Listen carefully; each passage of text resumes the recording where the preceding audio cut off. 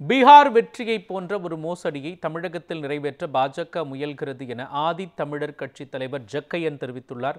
ராசிபுரத்தில் பேட்டியளித்த அவர் எஸ்ஐஆர் என்ற வாக்காளர் திருத்தத்தை 2026 தேர்தலுக்கு பிறகு நடைமுறைப்படுத்த வேண்டும் என்று கூறினார்.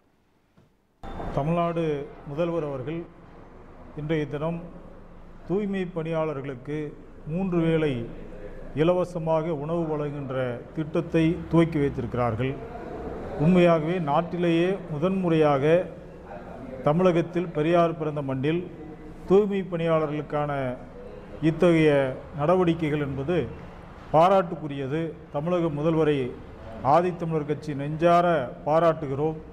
அவருடைய பணிகளுக்கு துணை நிற்போம் என்பதை இந்த நேரத்தில் நாங்கள் தெரிவித்துக் கொள்கிறோம்.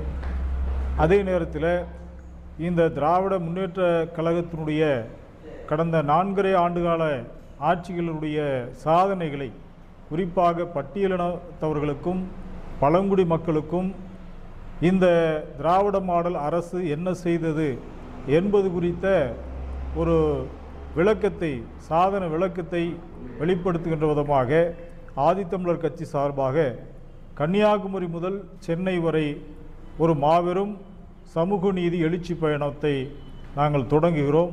நவம்பர் 21ஆம் தேதி கன்னியாகுமரியில் மரியாதைக்குரிய கனிமொழி கருணாநிதி திராவிட முன்னேற்ற கழகத்துடைய துணை பொதுச் செயலாளர் தொடங்கி வைக்கிறார்கள்.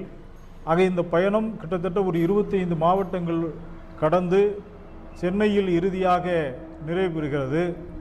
இந்த பயணத்தில் கிட்டத்தட்ட ஒரு எண்ணற்ற நம்முடைய தோழர்கள், குறிப்பாக அருந்ததியர் சமூக மக்களுக்கு இருக்கின்ற அரசியல் நிலவரத்தை தெளிவுபடுத்துகின்ற விதமாக திராவிட மாடல் அரசு என்ன செய்தது என்பது குறித்த விளக்கங்களை கொடுப்பதற்காக இந்த சமூக நீதி பயணத்தை நாங்கள் தொடங்குகிறோம்.